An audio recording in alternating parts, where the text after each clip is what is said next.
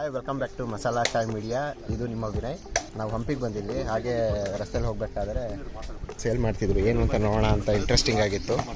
So ನೋಡಿದ್ರೆ ಬಳ್ಳೊಳ್ಳಿದಲ್ಲೇ ಮಾಡ್ತಾರೆ, ಬೇರೆ ಎದ್ರಲ್ಲಿಂದ ಮಾಡಂಗಿಲ್ಲ. ಇವೆಲ್ಲ ಬಳ್ಳೊಳ್ಳಿ ಜಜ್ಜಿ ಹಾಕ್ತಾರೆ, ಭಾರಿ ಚೆನ್ನಾಗಿದೆ. ಹಂಗೆ ಮಾಡಂಗಿಲ್ಲ, ಹಂಗೆ ಮಾಡಿದ್ರೆ ಟೇಸ್ಟ್ ಬರುತ್ತೆ. ಸರ್ ಏನು ಸೇಲ್ ಮಾಡ್ತಾ ಇದ್ದೀರಿ?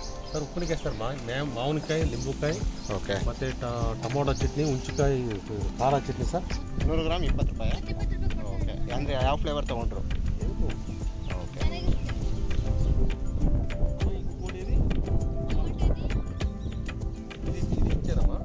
ಒಂದ್ಸಲ ತೋರಿಸ್ಬೋದಾ ಏನೇನು ಫ್ಲೇವರ್ ಇದೆ, ಹೇಗಿದೆ ಅಂತ? ಏನು ಫ್ಲೇವರ್ ಸರ್ ಇದು? ಇದು ಹಣ್ಣುಗಾಯಿ, ಹಣ್ಣು ಮೆಣಸಿನಕಾಯಿ. ಓಕೆ, ಅದು ಖಾರ ಚಟ್ನಿ. ಖಾರ ಚಟ್ನಿ. ಇದು ಒಂದು ಹುಂಚಿಕಾಯಿ ಸರ್, ಹುಣಸೆಕಾಯಿ. ಓಕೆ, ಇದು ಟೊಮೊಟೊ, ಬೆಳ್ಳುಳ್ಳಿ ಟೊಮೊಟೊ. ಇದು ಏನು ಬೆಳ್ಳುಳ್ಳಿ ಸರ್ ಇದು? ಅಲ್ಲ ಚಟ್ನಿ. ಓಕೆ ಓಕೆ, ಅಲ್ಲ ಚಟ್ನಿ ಅಂತ.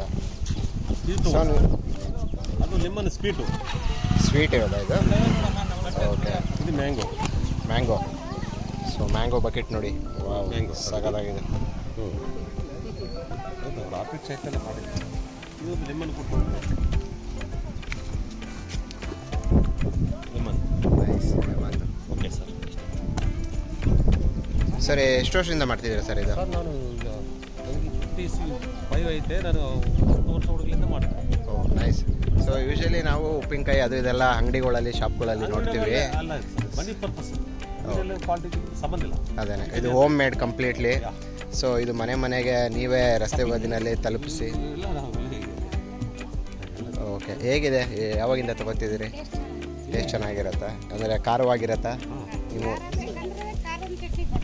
ಓಕೆ, ಅದೇ ಮಸಾಲೆ ಕೆಂಪಿಗೆ ಕಲರ್ ನೋಡಿದ್ರೆ ಖಾರ ಇರ್ತಿ ಅಂತ ಗೊತ್ತಾಗ್ತದೆ. ಓಕೆ, ನಾನು ಮತ್ತೆ ಬದಲಾವಣೆ ಮಾಡಿಲ್ಲ ಸರ್. ಫಸ್ಟ್ಲಿಂದ ಹೆಂಗೆ ಇದೇನೆ. ನಮ್ಮದು ಊರಂದ್ರೆ ಬೆಂಗಳೂರು ನಮ್ಮದು.